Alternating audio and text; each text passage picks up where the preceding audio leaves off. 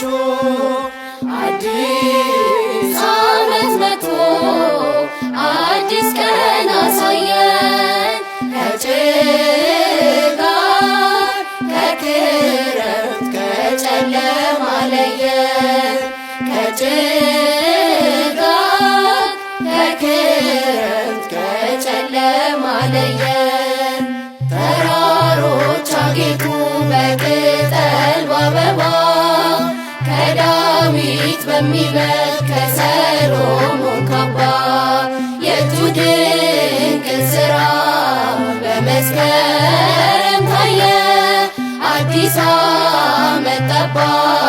ቀን ከሌት ተለየ